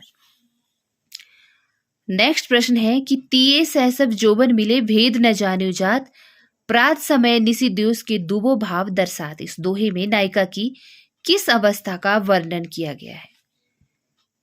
तो देखिए, यहाँ पर तो आंसर की के अकॉर्डिंग बी इसका सही उत्तर बताया है, बट मुझे कुछ इसमें डाउट लग रहा है। मुझे लग रहा है कि शायद नबोढ़ा इसका सही उत्तर होगा, विकल्प सी। तो प्लीज आप कमेंट बॉक्स में बताना, जो कोई भी आप जानते होंगे, राइट, कि तिये सहसब जोबन मिले भेद न जाने जाते। इस दोहे में नायिका की किस अवस्था का? क्योंकि जब हम देखते हैं ना कि नायिका की बहुत सारी अवस्थाएं मानी है विद्वानों ने, तो उनमें से कौन सी अवस्था? तो नबोढ़ा, तो इस तरह से तो हमने देखा है, बट वह संधि भी इसका अर्थ आंसर हो सकता है। तो आप मेरा ये डाउट दूर करना, क्योंकि आंसर की के अकॉर्डिंग वया संधि ही, विकल्प बी ही इसका सही उत्तर है कि नायिका की यह वया संधि अवस्था है। ओके, चलिए आगे देखिए। रचना काल के अनुसार निम्नलिखित कवियों का सही अनुक्रम बताना है। भिखारी दास, चिंतामणि, देव महाराज, जसवंत सिंह जैसे कवि हमारे सामने हैं। ओके, तो यहाँ पर रचना काल के अनुसार पूछा है, तो सही विकल्प हो जाएगा विकल्प डी। सबसे पहले चिंतामणि त्रिपाठी, फिर महाराज जसवंत सिंह, फिर देव, फिर भिखारी दास। रचना काल के अकॉर्डिंग सही अनुक्रम विकल्प डी। लिखन बैठी जाकी सभी गही गही गर्भ गरूर, भय न केते जगत के चतुर चितेरे कूर। इस दोहे में सभी का क्या अर्थ है? सभी शब्द का अर्थ बताना है, क्या है, राइट, कि लिखन बैठी जाकी सभी गही गही गर्भ गरूर, भय न केते जगत के चतुर चितेरे कूर। तो इस दोहे में सभी शब्द का अर्थ बताना है, क्या होगा। चलिए आगे देखते हैं इसका अर्थ। यहां पर देखिए आप, विकल्प हैं चित्र, यानी कि नायिका के समान, काल्पनिक चित्र, आदर्श चित्र, या मनोनुकूल चित्र। तो सभी शब्द का अर्थ होगा दिए गए दोहे के अकॉर्डिंग विकल्प ए चित्र। सभी शब्द का अर्थ होगा चित्र, जो होगा नायिका के समान, राइट। ओके, अब देखिए यहां पर नेक्स्ट प्रश्न है कि गीति संग्रह के रचनाकार कौन हैं? सूरती मिश्र, रसनिधि, रसिक गोविंद, या श्रीपति। तो जी गीति संग्रह के जो रचनाकार हैं वे हैं रसनिधि, विकल्प बी। रसनिधि की रचना है गीति संग्रह। नेक्स्ट प्रश्न देखिए, राम और सीता के विवाह के अवसर पर किस कवि ने मिथिला की स्त्रियों से गारी गीत गवाया है? तुलसीदास ने, स्वामी अगरदास ने, केशवदास ने, या प्राणचंद चौहान ने। ओके, राम और सीता के विवाह के अवसर पर, राइट, गारी गीत किस कवि ने गवाया है मिथिला की स्त्रियों से? तो केशवदास ने, केशवदास की जो रामचंद्रिका है ना, उसमें ये वर्णन है। ओके, राम और सीता के विवाह के अवसर पर केशवदास ने मिथिला की स्त्रियों से गारी गीत गवाया है। चलिए, आज राजनीतिक रूप से रीतिकाल मुगलों के शासक के वैभव का कैसा युग था? चरमोत्कर्ष का युग था, उत्थान का युग था, विस्तार का युग था, या चरमोत्कर्ष के बाद उत्तरोत्तर ह्रास और पतन का युग? ओके, तो राजनीतिक रूप से अगर देखें तो रीतिकाल कैसा काल था मुगलों के शासन का? चरमोत्कर्ष के बाद उत्तरोत्तर ह्रास और पतन का युग है। विकल्प डी होगा यहां पर सही उत्तर, क्योंकि राजनीतिक रूप से अगर हम देखें ना तो रीतिकाल मुगलों के शासन के वैभव का चरमोत्कर्ष के बाद उत्तरोत्तर ह्रास और पतन का युग है। नेक्स्ट देखिए, कवि ठाकुर ने किस राजा के कटु वचन कहने पर मयान से तलवार निकाल ली थी और कहा था कि सेवक सिपाही हम उन राजपुतन के दान जुद जुर्बे पे नेकू जे न मुरके नीत देन वारे हैं मही के मही पालन को हिये के विरुद्ध हैं से नहीं सांच उरके। ठाकुर कहत हम बेरी बेवकूफन के जालिम दमाद है अदानिया ससुर के चोजिन के चोजी महा मोजिन के महाराज हम कविराज हैं पे चाकर चतुर के। तो बताना है यहां पर कि ठाकुर ने किस राजा के कटु वचन सुनकर ये सब कहा था? अनूप गिरी उर्फ हिम्मत बहादुर के, जगत सिंह के, राजा परिचाद के, या महाराज उदित नारायण सिंह के? तो देखिए, अनूप गिरी उर्फ हिम्मत बहादुर के कटु वचन सुनकर ही ठाकुर ने यह सब कहा था कि सेवक सिपाही हम उन राजपुतन के। राइट, तो विकल्प ए सही उत्तर होगा, अनूप गिरी उर्फ हिम्मत बहादुर।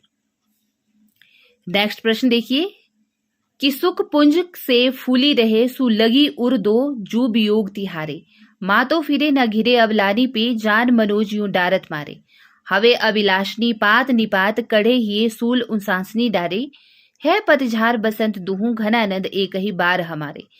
इन पंक्तियों में भावाभिव्यंजना के कौन कौन से रूप व्यक्त हुए हैं? उक्ति विचित्रे, उक्ति चमत्कार, उक्ति विपर्य, उक्ति सादृश्यता। बताना है कि क्या सही होगा। 1 2 3 4, 1 2 3, 2 3 4 या 3 और 4। ओके, तो देखिए यहां पर ये जो काव्य पंक्तियां हैं इनमें जो भाव व्यंजना झलक रही है वे झलक रही हैं उक्ति विचित्रे, उक्ति चमत्कार और उक्ति विपर्य। 1 2 और 3 है ना, विकल्प बी के अकॉर्डिंग 1 2 और 3 सही होगा। उक्ति वैचित्र्य भी झलक रहा है इन काव्य पंक्तियों से, उक्ति चमत्कार भी दिख रहा है और उक्ति विपर्य भी। तो ये भाव व्यंजनाएं हमारे सामने व्यक्त हो रही है इन काव्य पंक्तियों के माध्यम से। ओके, चलिए आगे का प्रश्न देखते हैं। सुमेलित करना है। ओके, शिवराज भूषण, छत्र प्रकाश, वीरा बारिश और काव्य निर्णय जैसी रचनाएं हमारे सामने हैं। तो देखिए जो शिवराज भूषण है, तो आप देखकर समझ गए होंगे यहां पर रचनाकार नहीं दिए हैं, रचना का प्रतिपाद्य दिया है कि इस रचना का जो उद्देश्य है वह क्या है ना, कौन कैसा ग्रंथ है, किस बारे में है, तो ये बताना है। तो जो शिवराज भूषण है वह है एक अलंकार निरूपण ग्रंथ, और जो छत्र प्रकाश है वह है आपका जीवन चरित, और जो वीरा बारिश है वे कैसी रचना है, वे एक रीति स्वच्छंद वृत्ति की रचना है, रीति स्वच्छंद वृत्ति ग्रंथ है। और काव्य निर्णय कैसी रचना है, सर्वांग निरूपण रचना है। ओके, सर्वांग निरूपण। देखिए भूषण का, शिवराज भूषण जो है, राइट, वह कैसा है, एक अलंकार निरूपण ग्रंथ है। और छत्र प्रकाश जो है आपके लाल कवि का रचना ग्रंथ है यह, तो यह है जीवन चरित।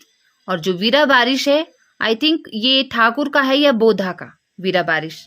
ओके, यह कैसा ग्रंथ है, यह है आपका रीति स्वच्छंद वृत्ति। ओके, और काव्य निर्णय भिखारीदास का है सर्वांग निरूपक ग्रंथ। राइट, तो दिए गए विकल्पों में विकल्प सी यहां पर सही हो जाएगा। ओके, अब देखिए यहां पर सुमेलित करना है रचनाकारों को रचनाओं के साथ। जैसे कि रस सागर, रस चंद्रोदय, रसराज और रस पीयूष निधि रचनाएं हैं। तो जो रस सागर रचना है वह है श्रीपति की, रस सागर रचना है श्रीपति की, और रस चंद्रोदय यह रचना है कविंद्र की। ओके, और जो रसराज है वह है मतीराम की रचना, और रस पीयूष निधि है आपके सोमनाथ की रचना। एक बार पुनः देख लीजिए, रस सागर श्रीपति की, रस चंद्रोदय कविंद्र की, रस राज मतीराम की, और रस पीयूष निधि सोमनाथ की रचना। ओके, तो दिए गए कोड में से हो जाएगा 5 2 1 4। जी हाँ, विकल्प 5 2 1 3 विकल्प बी हो जाएगा यहां पर सही। राइट, रस सागर श्रीपति, रस चंद्रोदय कविंद्र, रस राज मतीराम और रस पीयूष निधि सोमनाथ। रीति मुक्त कविता की विशेषताएं बतानी है। यह आंतरिक अनुभूतियों का काव्य है, यह मूलतः आत्म प्रधान और व्यक्तिगत है, यह सभी प्रकार की रूढ़ियों से मुक्त है और अभिव्यंजना में यह अभिधा मूलक है। तो कौन सा होगा?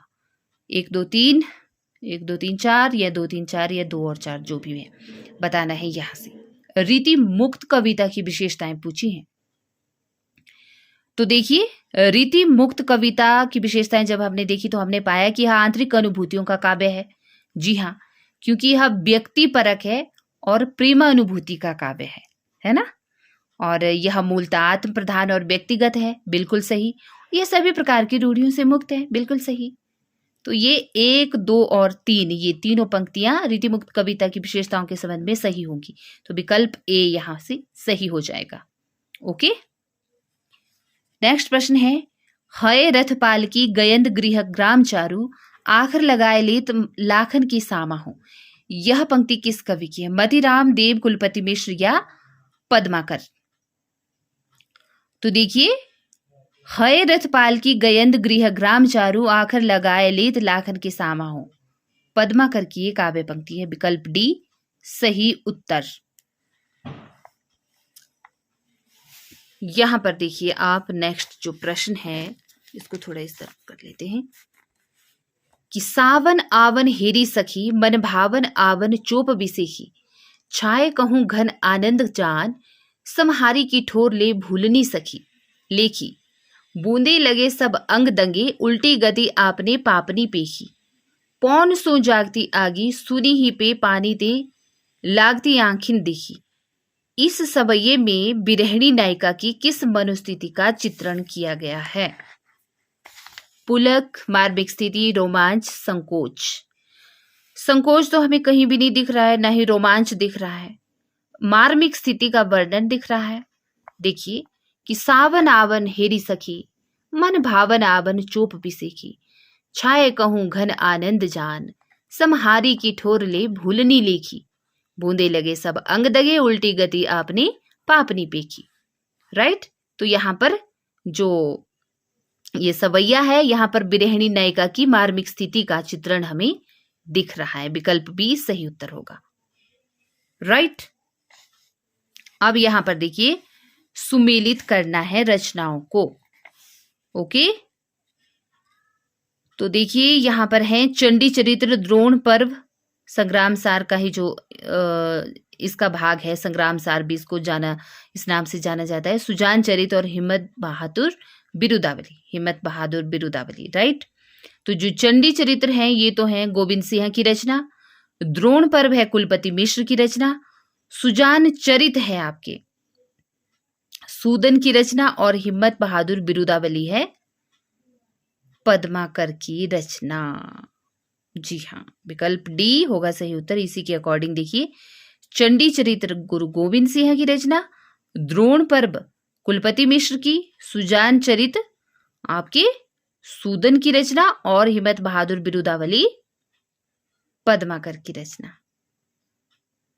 राइट, आगे देखते हैं, सुमेलित ही करना है आगे का प्रश्न भी। प्रेम वाटिका, कवित रत्नाकर, रस रतन और तिलक शतक जैसी रचनाएं हमारे सामने हैं। तो देखिए जी, यहां पर जो प्रेम वाटिका है ना, वह तो रस खान की रचना है। कवित रत्नाकर ये सेनापति की रचना है, और रस रतन ये है पुहकर कवि की रचना, और तिलक शतक ये है आपके मुबारक की रचना। ओके। प्रेम वाटिका रस खान की रचना, कवित रत्नाकर सेनापति की रचना, रस रत्न पुहकर कवि की रचना, और तिलक शतक मुबारक की। ये नहीं कि ये तो बिल्कुल सही दिए हैं। ओके, तो यहां पर हो जाएगा आपका विकल्प सी 1 2 3 4। देखिए 1 2 3 4 बिल्कुल सही है ना। प्रेम वाटिका रस खान, कवित रत्नाकर सेनापति, रस रत्न पुहकर कवि, तिलक शतक मुबारक। ओके, नेक्स्ट प्रश्न है कि डॉक्टर पीताम्बर दत्त बर्थवाल के अनुसार रामचंद्रिका है, जो केशव दास की रामचंद्रिका क्या है? क्या एक असाधारण महाकाव्य है, या फुटकर कविताओं का संग्रह है, या छंदों का अजायब घर है, या अलंकार मंजूसा है? तो देखिए यहां इसको थोड़ा सा एडजस्ट कर लेते हैं इस तरफ। तो जी डॉक्टर पीताम्बर दत्त बर्थवाल ने क्या कहा है केशवदास की रामचंद्रिका को? इन्होंने कहा है, इसी विकल्प है यहां पर, फुटकर कविताओं का संग्रह। जो केशवदास की रामचंद्रिका है उसको कहा है डॉक्टर पीताम्बर दत्त बर्थवाल ने कि यह सिर्फ एक फुटकर कविताओं का संग्रह है। राइट। और छंदों का अजायब घर किसने कहा था, आप कमेंट बॉक्स में लिखेंगे। ओके, चलिए आगे बढ़ते हैं। तो देखिए रीतिमुक्त कविता की प्रमुख प्रवृत्ति बतानी है क्या? स्वानुभूति और स्वच्छंदता, अलंकृति, विरोध वैचित्र्य, या विरातिरेक। तो रीतिमुक्त कविता की प्रमुख प्रवृत्ति तो मुझे विकल्प ए लग रहा है ना। विकल्प ए ही सही उत्तर होगा इसका, क्योंकि स्वानुभूति और स्वच्छंदता का काव्य है रीतिमुक्त काव्य, प्रेम अनुभूति का काव्य भी है। राइट। चलिए नेक्स्ट प्रश्न देखिए कि सीख सिखाई न मानती है, वर ही बस संग सखीन के आवे, खेलत खेल नए जल में, बिना काम वृथा कत जाम बितावे, छोड़ी के साथ सहेलिन को, रही के कही कौन सवा दही पावे, कौन परी यह बानी अरी, नित नीर भरी गगरी ढरकावे। इस सवैये में नायिका की सखी का कौन सा भाव व्यक्त हुआ? देखिए सवैयों की पहचान ऐसे होती है, सवैया इस तरह से लिखा जाता है। तो इस सवैये में नायिका की सखी का कौन सा भाव व्यक्त हुआ है? अनुराग, क्रोध, उपालंब, या ईर्ष्या? बताना है कि सीख सिखाई न मानती है, बर ही बस संग सखीन के आवे, खेलत खेल नए जल में, बिना काम वृथा कत जाम बितावे, है ना। तो छोड़ी के साथ सहेलिन को, रही के कही कौन सवा दही पावे। तो यहाँ पे उपालंब भरा यह भाव व्यक्त दिख रहा है हमको, भाव व्यक्त होता हुआ, उल्हाना देते हुआ, है ना। तो विकल्प सी सही होगा, क्योंकि क्रोध और ईर्ष्या तो कहीं भी नहीं झलक रहा है, अनुराग मतलब प्रेम भी नहीं झलक रहा है, एक उल्हाना भरा संदेश मिल रहा है, उल्हाना भरा भाव व्यक्त हो रहा है इन काव्य पंक्तियों से। तो उल्हाना उपालंब का ही अर्थ होता है, तो इसलिए विकल्प सी सही उत्तर। ओके, चलिए आगे देखिए कि पीर भरो जिय धीर धरे नहीं, कैसे रहे जल जाल के बांधे। उपर्युक्त काव्य पंक्तियों में स्त्री की किस मनस्थिति का संकेत किया गया है? दुखातिरेक, दुख का कम होना, पीड़ा में आनंद की अनुभूति, या पीड़ा से मुक्ति का उपक्रम। तो यहाँ पे दिख ही रहा है ना, कहा जा रहा है कि पीर भरो जिय धीर धरे नहीं, कि मेरे जिय में अर्थात हृदय में बहुत पीड़ा है, जरा भी धीरज नहीं है, धैर्य बिल्कुल भी नहीं है, कैसे रहे जल जाल के बांधे। तो दुखातिरेक का भाव यहाँ पर जो स्त्री है उसकी मनस्थिति का संकेत दिख रहा है, दुखातिरेक की, दुख से बहुत व्याकुल है। तो विकल्प ए सही उत्तर। राइट। अब यहां पर देखिए 84 कि भारत में अंग्रेजों के बढ़ते प्रभाव के प्रति ध्यान आकर्षित करते हुए पद्माकर ने किस राजा के दरबार में यह कवित पढ़ा था कि बीनागढ़ बंबई सुमंद मंद राज बंग, बंदर को बंद करी बंदर बसावे गो, कहे पद्माकर कसकी काश्मीर हूं को, पिंजर सो घेरी के कलिंजर छुड़ावे गो, बांका नृप दौलत अलीजा महाराज कबो, साजी दल पकड़ी फिरंगन दबावे गो, दिल्ली दहपटी पटना हूं को झपट करी, कब हूक लता कलकत्ता को उड़ावे गो। वाह, अनूप गिरी, दौलत राव सिंधिया, रघुनाथ राव या जगत सिंह। तो बताइए कि भारत में अंग्रेजों के बढ़ते प्रभाव के प्रति ध्यान आकर्षित करते हुए पद्माकर ने यह जो कहा था ना, कवित्त जो पढ़ा था, यह किस राजा के दरबार में पढ़ा था? तो यह पढ़ा था पद्माकर ने दौलत राव सिंधिया के दरबार में। विकल्प बी हो जाएगा सही उत्तर। ओके। निम्नलिखित में से किस कवि ने सतसई की रचना नहीं की है? राम सहाय, मतीराम, अमीरदास या चिंतामणि? तो देखिए, चिंतामणि ऐसे कवि हैं जिन्होंने सतसई की रचना नहीं की है। ओके, विकल्प डी सही उत्तर। कालक्रम की दृष्टि से निम्नलिखित ग्रंथों का सही अनुक्रम बताना है। काव्य निर्णय, रस रहस्य, जगत विनोद, भाव विलास। तो यही ABCD के तौर पर आगे पीछे करके दी है। बताना है कालक्रम की दृष्टि से सही ग्रंथों का सही अनुक्रम क्या होगा। तो चलिए, यहां पर तो दिख नहीं रहा है A और B विकल्प में, आगे देखते हैं। तो देखिए, विकल्प डी सही उत्तर होगा। राइट।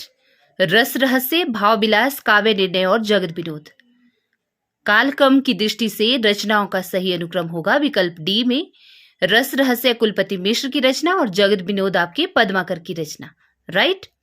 तो विकल्प डी सही उत्तर। नेक्स्ट प्रश्न देखिए, रीतिकालीन वीर काव्य की प्रमुख विशेषताएं बतानी है और दिए गए कूट में से सही उत्तर का चयन करना है कि रासो काव्य की अपेक्षा रीतिकालीन वीर काव्य में अधिक प्रमाण मिलते हैं या अधिक प्रमाणिक माना जाता है इसे, या इनमें तत्कालीन इतिहास सुरक्षित है, इनमें चमत्कारिक वर्णन और भाषाई खिलवाड़ बहुत अधिक है, या किसी वीर काव्य में फिरंगियों का भी वर्णन किया गया है। राइट। तो रीतिकालीन वीर काव्य की प्रमुख विशेषताएं कौन कौन सी यहां पर सही है बताना है। तो देखिए, यहां पर हो जाएगा विकल्प सी सही उत्तर, क्योंकि रासो काव्य की अपेक्षा रीतिकालीन काव्य अधिक प्रमाणिक है और इसमें तत्कालीन इतिहास सुरक्षित है बिल्कुल, और किसी वीर काव्य में फिरंगियों का भी वर्णन किया गया है। यानी कि 1, 2 और 4 पंक्तियां सही होंगी रीतिकालीन वीर काव्य की विशेषताओं से संबंधित, इसीलिए विकल्प सी होगा सही उत्तर। राइट। चलिए, नेक्स्ट प्रश्न देखिए, दृग ऊर्जत टूटत कुटुंब जुरत चतुरचित प्रीति परति गांठी दुर्जन हिये दई नई यह रीति। उपयुक्त दोहे के संबंध में कौन सा कथन सही है? इस कार्य कारण संबंध का स्वाभाविक चित्रण हुआ है इसमें, इस दोहे में। इसमें प्रेमी प्रेमिका के प्रेम का स्वाभाविक चित्रण हुआ है, इसमें असंगति अलंकार है, इसमें विभावना अलंकार है। तो देखिए जी, यहां पर ये जो कवि बिहारी का दोहा है ना, दृग ऊर्जत टूटत कुटुंब जुरत चतुरचित प्रीति परति गांठी दुर्जन हिये दई नई यह रीति, इसमें प्रेमी प्रेमिका के प्रेम का स्वाभाविक चित्रण हुआ है और इसमें असंगति अलंकार है। राइट। असंगति कैसे? क्योंकि संगति यहां पे बैठ ही नहीं रही है। दृग अर्थात आंखें, ऊर्जत, जब प्रेमियों की आंखें मिलती है ना, नजरें मिलती हैं, तो क्या होता है? उलझती हैं आपस में। तो कवि बिहारी का यह दोहा जिसमें कि असंगति अलंकार है। कैसे? क्योंकि यहां पर शब्दों की जो भाषा है उसमें संगत नहीं बैठ रही है, संगति नहीं बैठ रही, इसीलिए यहां पर असंगति अलंकार है। क्योंकि प्रेमियों की स्थिति कैसी है?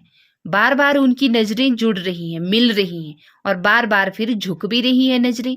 तो इस तरह से यह स्थिति देखकर जो दुश्मन है उनका हृदय जल रहा है, उनके हृदय में गांठ पड़ रही है। तो प्रेम की यह रीति देखकर, राइट। और कवि बिहारी का यह दोहा है कि दृग ऊर्जत टूटत कुटुंब जुरत चतुरचित प्रीति परति गांठी दुर्जन हिये दई नई यह रीति, और इसमें प्रेमी प्रेमिका के प्रेम का स्वाभाविक चित्रण हुआ है और असंगति अलंकार है, इसीलिए यहाँ पर विकल्प बी सही हो जाएगा, 2 और 3। ओके, आगे बढ़ते हैं। निम्नलिखित काव्य कृतियों को उनके रचनाकारों के साथ सुमेलित कीजिए। अलंकार प्रकाश, अंग दर्पण, आलम केली और रतन हजारा जैसी कृतियां हैं हमारे सामने। ओके, तो बताना है अलंकार प्रकाश किसकी रचना है। तो देखिए, यह है भूषण की रचना, अलंकार प्रकाश। ओके, और जो अंग दर्पण है वह है हमारे रसलीन की रचना, अंग दर्पण। और आलम केली कवि आलम की रचना है ना। और जो रतन हजारा है वह है रसनिधि की रचना। दोबारा देखिए, अलंकार प्रकाश है भूषण की रचना, अंग दर्पण है रसलीन की रचना, आलम केली है आलम की रचना, रत्न हजारा है रसनिधि की रचना। तो इसलिए यहाँ पर हो जाएगा दिए गए विकल्पों में से 5, 1, 2 और 4। देखिए विकल्प सी सही उत्तर हो जाएगा, 5, 1, 2 और 4। ओके, निम्नलिखित काव्य कृतियों को उनके रचनाकारों के साथ सुमेलित कीजिए। भाषा भूषण, अलंकार पंचाशिका, विष्णुपद कीर्तन और रस विलास जैसी रचनाएं हैं हमारे सामने। तो चलिए जी मिलाते हैं। भाषा भूषण तो आप देखकर समझ गए होंगे, जसवंत सिंह की रचना है भाषा भूषण। ओके, और अलंकार पंचाशिका है मतीराम की रचना, और जो विष्णु कीर्तन है वह है रसनिधि की रचना, और रस विलास है किसकी रचना? चिंतामणि की रचना। ओके, भाषा भूषण जसवंत सिंह, अलंकार पंचाशिका मतीराम, विष्णु कीर्तन रसनिधि, और रस विलास किसकी है? चिंतामणि की। तो देखिए यहां पर हो जाएगा विकल्प सी सही उत्तर कोट में से। नेक्स्ट प्रश्न देखिए, रीतिकालीन आचार्यों की 3 श्रेणियां बतानी है, कौन कौन सी? उद्भावक आचार्य, व्याख्याता आचार्य और कवि शिक्षक आचार्य। यानी 1, 2 और 4 सही होगा। तो विकल्प ए सही होगा यहां पर। राइट, हमने देखा है ना रीतिकालीन आचार्यों की 3 श्रेणियां, उद्भावक आचार्य, व्याख्याता आचार्य और कवि शिक्षक आचार्य। विकल्प ए सही उत्तर होगा। ओके, चलिए नेक्स्ट प्रश्न देखिए, रचना काल के अनुसार निम्न रचनाओं का सही अनुक्रम बताना है। रसिक प्रिया, काव्य विवेक, वृत्त कौमुदी, द्रोण पर्व जैसी रचनाएं हैं हमारे सामने। तो यहां पर सही विकल्प हो जाएगा दिए गए विकल्पों में विकल्प ए ही, रचना काल के अनुसार। राइट, रसिक प्रिया, फिर काव्य विवेक, फिर वृत्त कौमुदी और फिर द्रोण पर्व। प्रश्न नंबर 93 देखिए, निम्न में से राजा प्रताप सिंह के आश्रित कवि हैं कौन? चिंतामणि, मतीराम, सोमनाथ या देव? तो देखिए जो राजा प्रताप सिंह के आश्रित कवि रहे हैं वे रहे हैं सोमनाथ। विकल्प सी सही उत्तर। शकुंतला नाटक किसके द्वारा रचित रीतिकालीन नाटक है? सोमनाथ, जसवंत सिंह, नेवाज या देव? तो हमने देखा था कि कौन कौन से नाटक रचे गए हैं किन किन कवियों के द्वारा रीतिकाल में। तो जो शकुंतला नाटक है वह है कवि नेवाज द्वारा रचा हुआ रीतिकालीन नाटक। राइट, 94 का 3 शकुंतला नाटक नेवाज का। निम्न में से कौन सी रचना घनानंद की नहीं है? वियोग बेली, इश्कनामा, प्रकीर्णक छंद और इश्कलता। तो देखिए जो इश्कनामा रचना है ना वह घनानंद की रचना नहीं है। ओके, किसकी रचना है इश्कनामा? आप कमेंट बॉक्स में लिखिएगा। विकल्प बी सही उत्तर होगा यहाँ। और नेक्स्ट है, यूरोप में बिहारी सतसई के समक्ष कोई रचना नहीं है। यह कथन बिहारी सतसई के संदर्भ में किसका है? रामस्वरूप चतुर्वेदी, नलिन बिलोचन शर्मा, डॉक्टर जॉर्ज ग्रियर्सन या हजारी प्रसाद द्विवेदी? तो हम सभी को पता है डॉक्टर जॉर्ज ग्रियर्सन ने ही कहा था बिहारी सतसई के संबंध में कि यूरोप में बिहारी सतसई के समान कोई और रचना है ही नहीं। ओके, तो 96 का हो जाएगा सी। चलिए नेक्स्ट देखिए, निम्नलिखित में से कौन सी बातें केशवदास के बारे में रामचंद्र शुक्ल ने कही हैं? ओके, तो केशवदास को कवि हृदय नहीं मिला था, उनमें वह सहृदयता और भावुकता भी नहीं थी जो एक कवि में होनी चाहिए। वे संस्कृत साहित्य से सामग्री लेकर अपने पांडित्य और रचना कौशल की धाक जमाना चाहते थे। अपनी रचनाओं में उन्होंने यानी कि केशव ने संस्कृत साहित्य की युक्तियों से परहेज किया है। तो देखिए यहाँ पर विकल्प ए सही होगा। क्यों? क्योंकि ये जो काव्य पंक्तियां हैं यहाँ पर 1, 2 और 3 ये ही सही हैं केशवदास के बारे में, जो आचार्य शुक्ल ने केशवदास के बारे में कही थी कि केशव को कवि हृदय नहीं मिला था, उनमें सहृदयता और भावुकता भी नहीं थी जो एक कवि में होनी चाहिए, और वे मात्र संस्कृत साहित्य से सामग्री लेकर अपने पांडित्य और रचना कौशल की धाक जमाना चाहते थे। राइट, ओके, चलिए आगे बढ़ते हैं। आगे का प्रश्न है, निम्नलिखित कवियों को उनके जन्म वर्ष के आधार पर व्यवस्थित करना है। मतीराम, बिहारी, देव, जसवंत सिंह। तो देखिए यहां पर विकल्प बताना है कौन सा होगा पहले। तो दिए गए विकल्पों में सबसे पहले तो बिहारी होंगे, फिर उसके बाद होंगे मतीराम, फिर होंगे जसवंत सिंह और फिर अंत में होंगे देव। राइट, तो विकल्प डी यहाँ पे सही उत्तर हो जाएगा। देखिए, पहले बिहारी, फिर मतीराम, फिर जसवंत सिंह और फिर देव। जन्म वर्ष के आधार पर इनको इस तरह से व्यवस्थित किया गया है और विकल्प डी सही उत्तर। निम्नलिखित कवियों को उनकी रचनाओं के साथ सुमेलित करना है। सूची 1, सूची 2। चिंतामणि त्रिपाठी, भूषण देव, लाल कवि।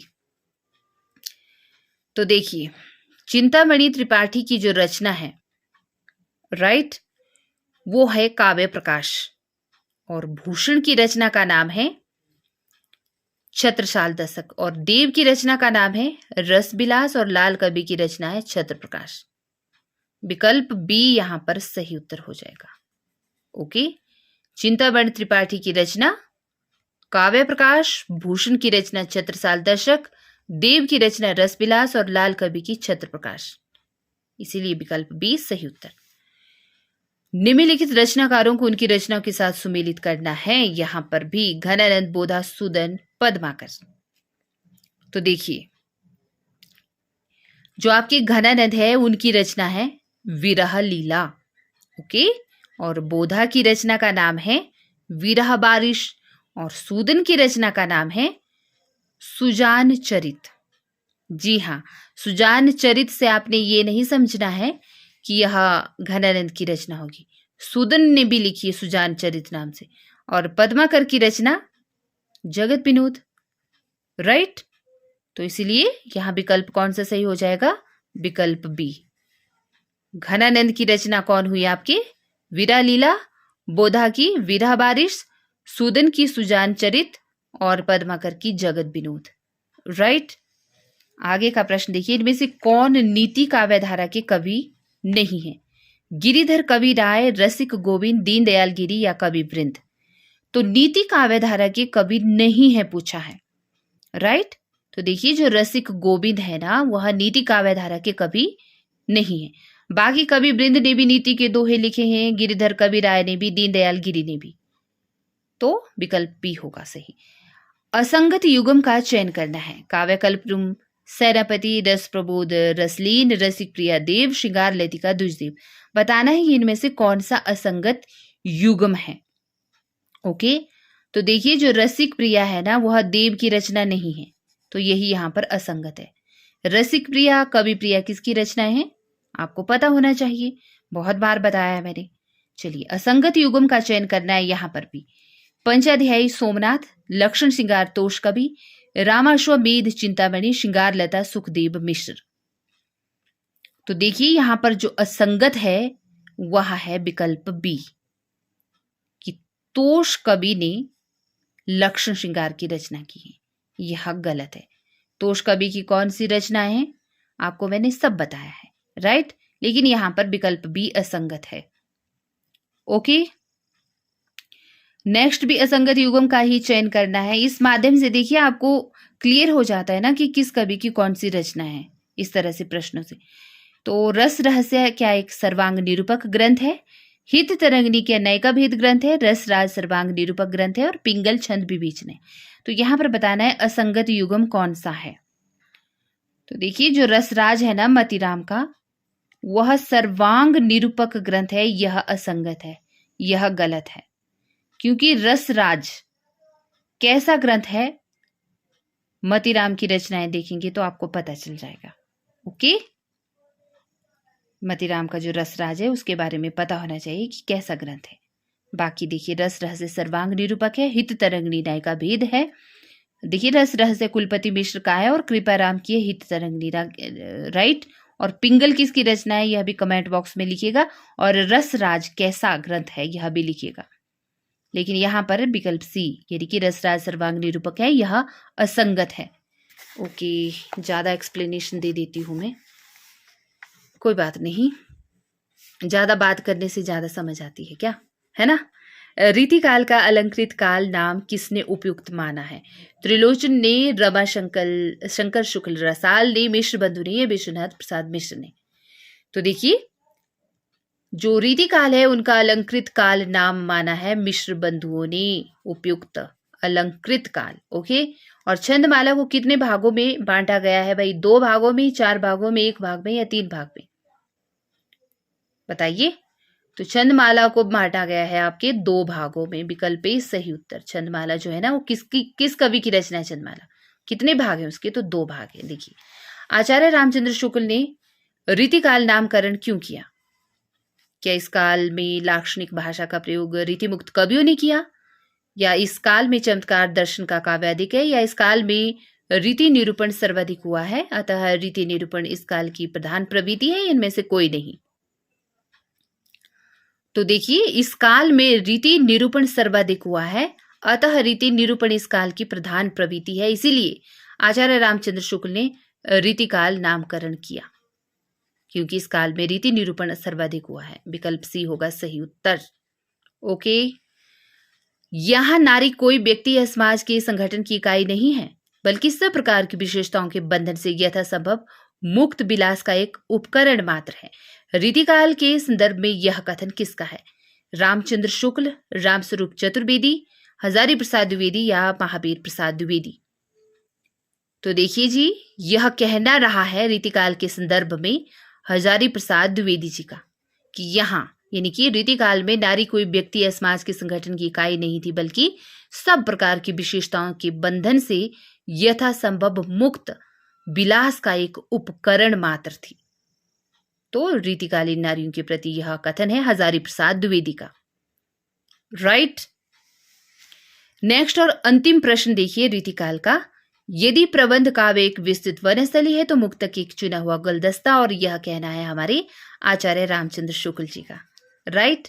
बिना विकल्प पढ़े ही विकल्प ही सही उत्तर होगा, क्योंकि ये ऐसे प्रश्न हैं जो हमारी जबान पर हैं, जबान पर, या यूं कहें रटे हुए या समझे हुए, जो भी आप कहना चाहें।